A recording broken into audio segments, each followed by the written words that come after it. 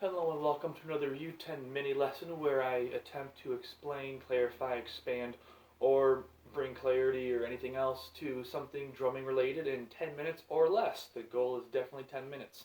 Today we're going to talk about a grid, a certain type of grid. And gridding in drumming is generally meaning where you take something and then you change it all a bunch around and you have a little bit of fun. It's kind of like a check pattern where you do one thing and then you put something else in and you go back to the first thing and you keep adding other things. Not my best example of an explanation of a grid or check, but we'll get there. By the way, remember these are all one-take wonders, so if anything happens, if I make a mistake, we keep going on. If my hair looks bad, who cares? This is the Flam accent and tap grid, and I'll explain more about this in a moment, and I will put the music attached because I didn't want to write it out all on one sheet of paper.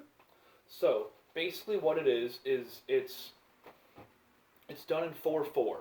So we're going to make everything 16th notes in 4/4. And first measure is going to be Flam accents with the Flam on the first partial. If you remember what partial is, it's the different parts of a triplet. So the first partial is the first note of the triplet. Awesome. So it's going to be 4 of those, and it's going to be off the right hand, off the left hand, off the right hand, off the left hand. And because Flam accent is 3 notes, 3 times 4 is 12. But because we are in 4/4, which means 16 notes instead of 12 notes, we have to fill those last 4 notes with something. That's where the Flam tap comes in. Remember what a Flam tap is? It's a Flam with a tap off the same hand as the primary note of a Flam. There you go. We do one off the right, one off the left. That's a measure. We then use the second measure to move the Flam partial to the second partial. So you go from dat do do do do dat do. You play that exact same thing 4 times, and then you end again with 2 Flam taps. The third measure is moving the Flam partial to the third partial and playing that 4 times, and then ending with 2 Flam taps. I'm going to briefly show this without a metronome, and then I'm going to add the metronome in so you guys can play along. We'll start at 80, and then I'll make it faster from there. The hardest part about this is the transition of the third partial, because you are going to be you're playing half of patty flat flat at that point, but we'll go slow. So the first part, the first pattern or pat 1 is literally that's all it is, and then off the left hand. So you've come to beat 4 at this point. So Flam tap, and then immediately down to beat 2 or partial or pattern 2. 1.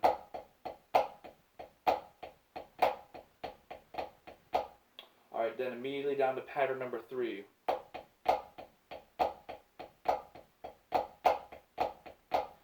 The tricky thing is, and it's maybe best said about bass splitting, you don't want to think about this too much, you just want to know the feel.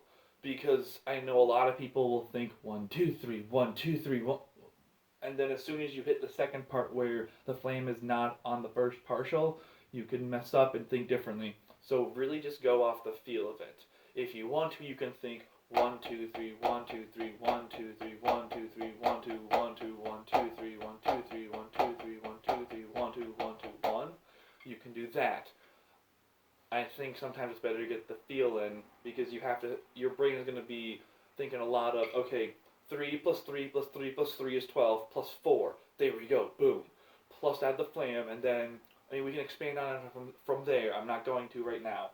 But just remember, play Flam accents the right way 3 times, Flam tap, move the Flam 1 partial to number 2 4 times, Flam tap, move the partial number 3, play that 4 times, Flam tap.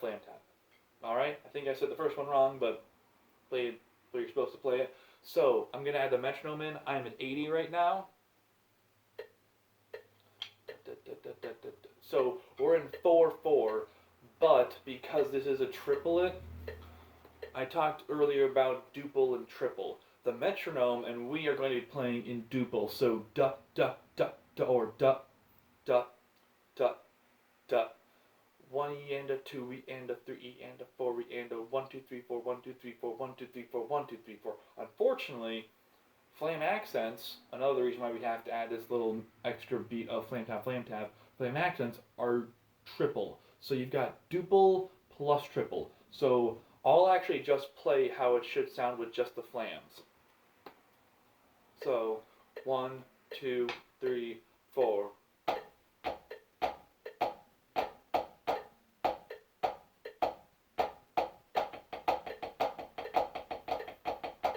Alright, spin up a little bit there at the end. That's all it is. All we're doing is, if you want to do that pattern again,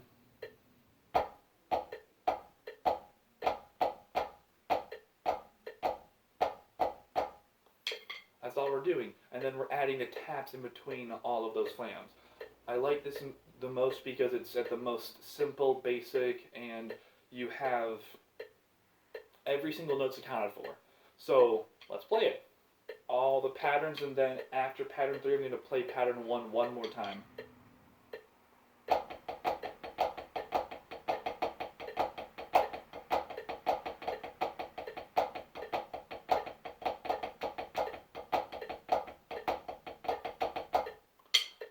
Little fast on that last left hand there. That's all right. Things happen. The reason why I like to go 1, 2, 3, 1 is because a lot of times when you're starting out at this, you can rush pattern 3 because people aren't used to going, yeah, there we go. That left to right can really set you off, so use pattern 1 to get you back on the beat. So let's do it one more time, and then I'll go up to 100.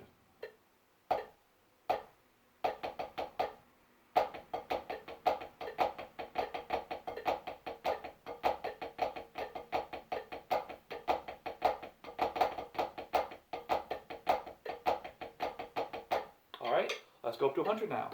By the way, I am using, because I'm recording on my cell phone, I am using the metronome. I literally typed metronome into Google. And the first thing that popped up was a metronome. Not a very sophisticated one or complex one, but a metronome from Google. That's all. So let's go at 100 beats per minute. So everything's exactly the same, just a little faster.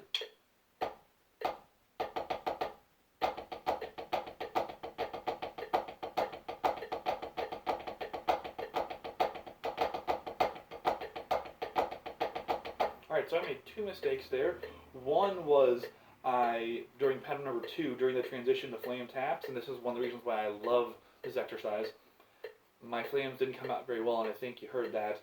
During pattern number 3, during the transition of, my flams got a little bit iffy again, so let's go again.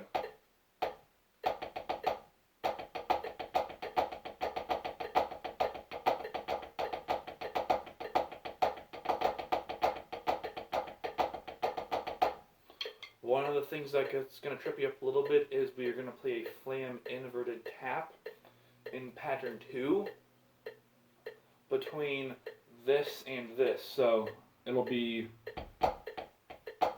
right? So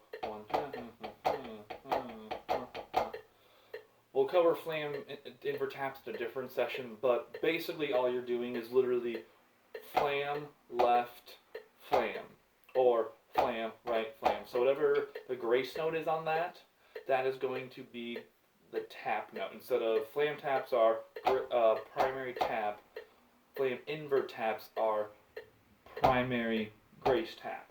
So one more time. It's important. This is a really big exercise on not getting lazy on flam taps. Any transitions. 1, 2.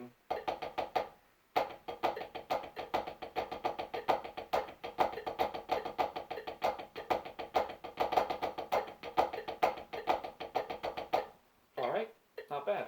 Let's go up to 120. Here's where it's going to get a little more fun. This is cadence tempo, by the way, don't forget that.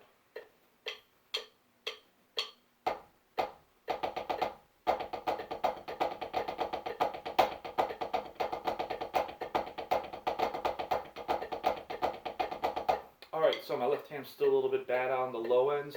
Again, I'm using traditional on my left hand because it helps differentiate, plus I'm used to it. Plus, I can do it right, guys. I promise. Right? So my left hand is not so hot on the, excuse me, on the low end taps. That's okay. It happens. One more time. Ah, see? My left hand control was not so hot that time.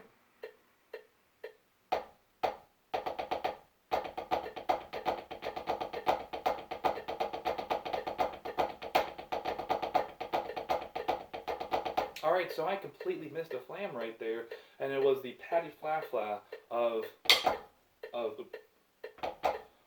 pattern 3 into the flam tap. It happens. Alright, so basically all I did was, for that one, I gripped more of my fulcrum, and I used that more control as compared to trying to, as we sometimes like to do, cheat that out. Don't cheat it out. It's kind of the same thing as trying to roll with just your fulcrum without your fingers. Don't cheat it out. Use the exact same thing. Let's try again.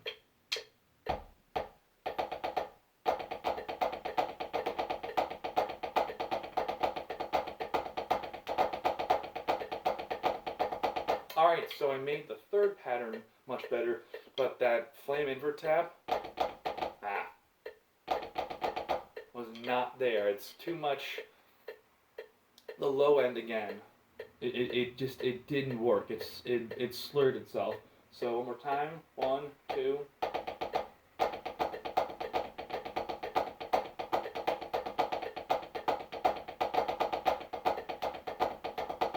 Alright, once you get this down, the next big thing is heights. Heights are really important. You don't have to accent the flams. I do just to make sure you know where they are. But if you just want to, so you have now gone to a pattern where I only accent flam accents. That's not good. So I'm going to stop this for a second. Stop. Let's try that again. Awesome. So I will upload the music to make sure you know more what's going on here, because the way I wrote it, I got really lazy. But this is one of my favorite grittings of all time, where it's a good flow. You can go faster. You can add cheeses and flam drags. So actually, let's take it down to 100. And I'll do cheeses. So I'll do pattern 1 with cheeses, and then flam drags, and then continue with the flam tap.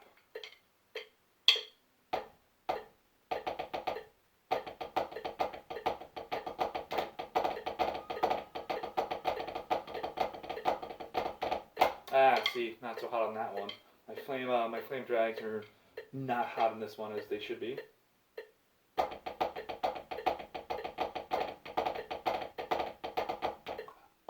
I could play that last. See, it's kind of hard.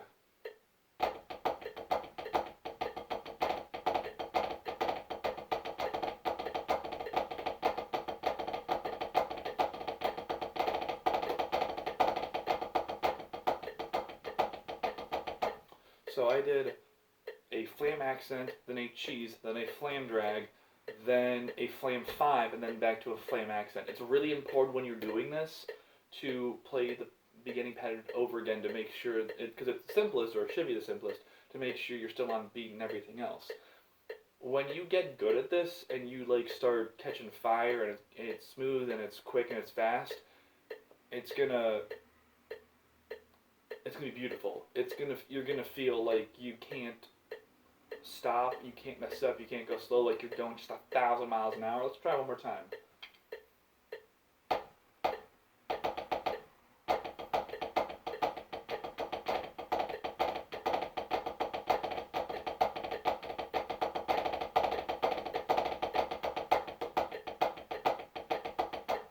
That was a lot better for me. So like I said, when you get faster, when it gets better, this is one of the harder ones you'll have to learn, just because it's a lot of parts and pieces and everything else, and then you can obviously add diddles to everything else. Start slow, take it slow, use a metronome like I'm doing right here. Hopefully you can hear that. I'm pretty sure you can. But yeah, it is a great exercise to use. It's great for heights, great for discipline with the fingers, discipline with the hands, discipline with rudiments. If you have any questions, want me to clarify anything, expand anything else, please let me know. And to quote the man who makes our sticks, Scott Johnson, if you're not having fun, you're doing it wrong. See you later. Bye.